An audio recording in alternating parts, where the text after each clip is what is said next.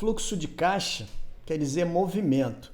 Então, a gente presume que a nossa análise vai ser dentro de uma movimentação de um caixa.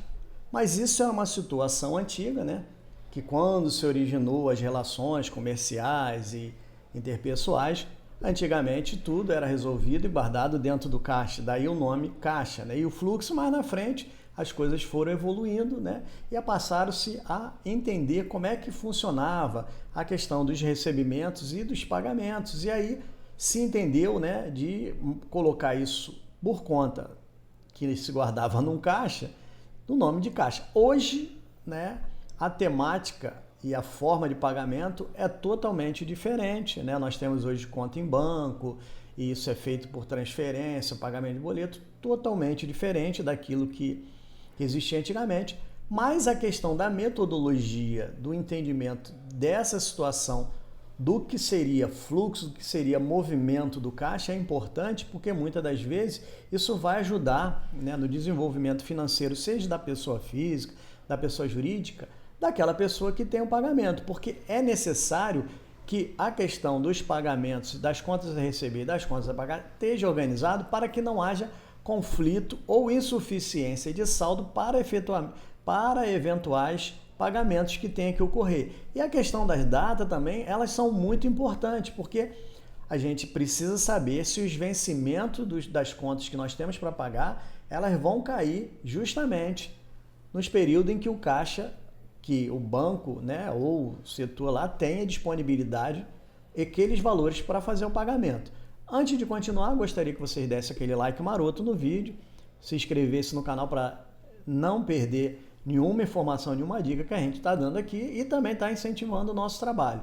Ora, a questão principal dessa situação, né, é a gente saber que mesmo falando sobre fluxo de caixa, hoje a gente tem uma questão digital, financeira, conta corrente, que abrange toda essa questão, toda essa situação e que a questão principal seria analisar a questão dos recebimentos e dos pagamentos para ver se existiria, né, se existe uma suficiência financeira para fazer os pagamentos ou não, e automaticamente, não havendo, é necessário que se reorganize isso, porque a empresa ela tem que sempre ter disponibilidade para fazer os pagamentos nas suas datas próprias. Então, é muito importante que se organize isso. Se você vai fazer um pagamento, sendo a pessoa física, você cuide, né?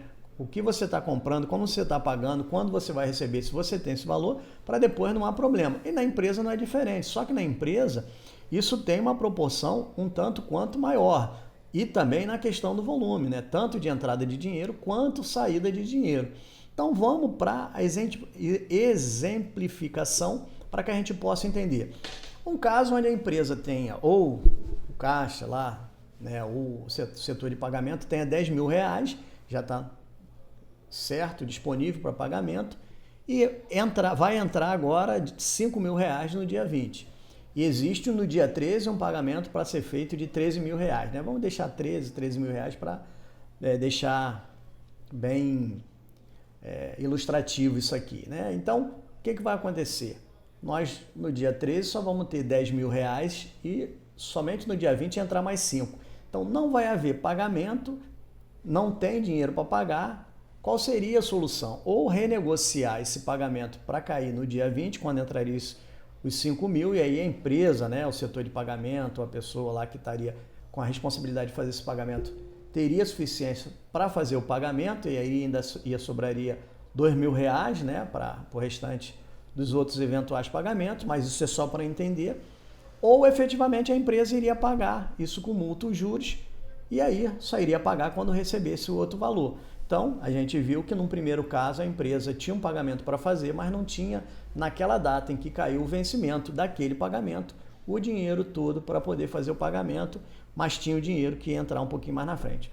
O segundo exemplo, a gente teria os mesmos 10 mil e entrando no dia 13, vamos deixar esse dia 13 para marcar, os 5 mil. Então, até o dia 13 tinha 10 mil, entrou mais 5, ficou 15 mil, e aí depois, né, no dia 13, fazer o pagamento daqueles 13 mil reais, que é os mesmos 13 mil reais que ia vencer. O que vai acontecer? Como entrou o dinheiro no mesmo dia do pagamento, aconteceu que a empresa conseguiu fazer o pagamento e ainda sobrou os 2.000, ela não vai pagar juros, nem multas e também não vai pagar, não vai precisar renegociar ou, se fosse o caso, renegociar uma nova data para pagamento.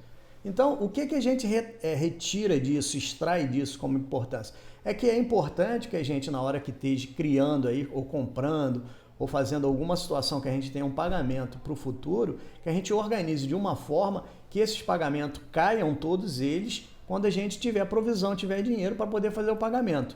Toda vez que a gente gastar demais ou organizar mal a questão dos pagamentos, ou seja, comprar e estipular datas em que a gente não vai ter o dinheiro vai vir depois, vai dar problema que a gente vai ter que pagar isso com multa ou com juros e aí, possivelmente depois a gente vai acabar gastando um pouquinho mais de dinheiro ou, quem sabe, nessa situação aí, ficando mal visto e de repente até perdendo o crédito por conta do não pagamento no prazo.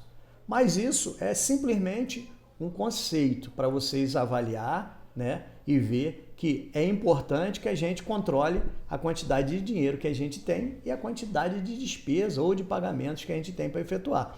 E que isso deve se casar em momentos em que existe liquidez para serem feitos, que se não acontecer no prazo certo, isso pode gerar mais despesa e mais problema, tanto para a empresa quanto para uma pessoa física. Pois bem, esse é o nosso vídeo de hoje, até um próximo e um grande abraço para vocês.